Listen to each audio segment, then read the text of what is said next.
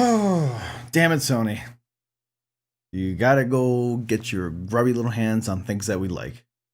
But then again, this movie didn't turn out to be as bad as I thought. I mean, I went into this theater with mid-level expectations. But anyways, here's more about my review of Venom right after the intro.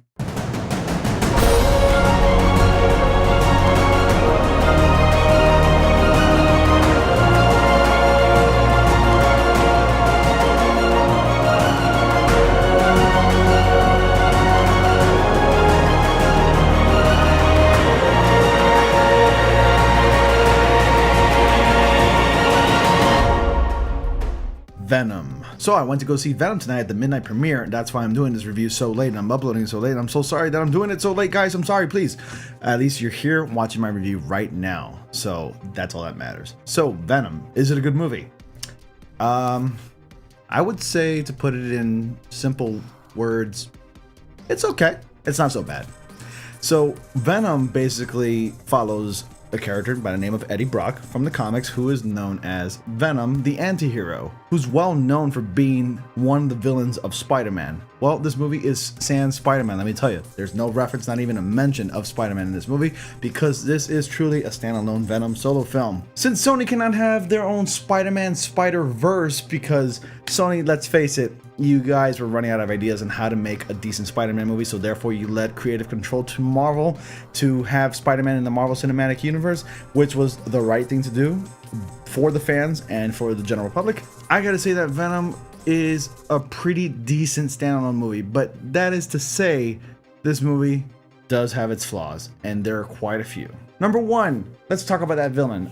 Carlton Drake. He's a pretty well-known villain in the comics, specifically Venom the Lethal Protector comics, who's actually the main villain in the comics, and he's the head of the Life Foundation. So at least they got that part right. But the thing about this character in the movie that kind of drives me crazy is that right off the bat, you know that he's a bad guy. You can sense that he's a bad guy. You don't really care about him. You don't even feel intimidated by the character, but he did do a good job of making me hate him. The bad guy did really come across as very annoying, irritating, and every time we pan to this character in the movie, I was like, okay, let's just get back to Eddie Brock and Venom, please. But I just gotta say that the villain act and the whole thing about, you know, Carlton Drake with his own personal mission and achieving perfect symbiosis, minor spoiler, sorry about that, guys, is that it just didn't work for me. Now let's talk about the main character, played by Tom Hardy, Eddie Brock, and Venom. Those two have perfect chemistry. Even though the character of Eddie Brock, played by Tom Hardy, also voices the character of Venom, but Tom Hardy achieves perfect chemistry with these two characters that he plays as. I'm telling you, every moment on screen that we had Eddie Brock and the symbiote, it was just awesome. It was just pure comedic gold, actually. Some of the dialogue was a bit cheesy, but you know what? That's how the character of Venom is in the comic books. So at least they got that portrayal correct, and I really enjoyed it. So every time we had Tom Hardy's Eddie Brock and Venom on screen, I enjoyed it, especially the scenes with Venom. He had perfect dialogue with the character of Eddie Brock. It was really enjoyable, very funny, not meant to be taken so seriously, but the character is brutal. Speaking of brutal, by the way, they couldn't go into the route of rated R because they're hoping to have sequels with Spider-Man making a possible appearance. That's not to say that maybe if this movie was rated R, it would have been better. Possibly, I think it would have been better. But hey, I think Sony's playing it safe, so they want to use Spider-Man eventually in the future. Although I thought that would have made more sense if Spider-Man has been involved since the very beginning. So does this movie work as a standalone movie? It does, in a way. There are some plot holes, there are some characters that we didn't care about. For example, the character of Anne Weyand, played by Michelle Williams, didn't really care about the relationship between Eddie and Michelle Williams' character. It kind of fell flat for me. I just didn't really care. As I've stressed before, every time I saw other characters on screen, whether it was the villain, side characters, and other characters, I just didn't really care.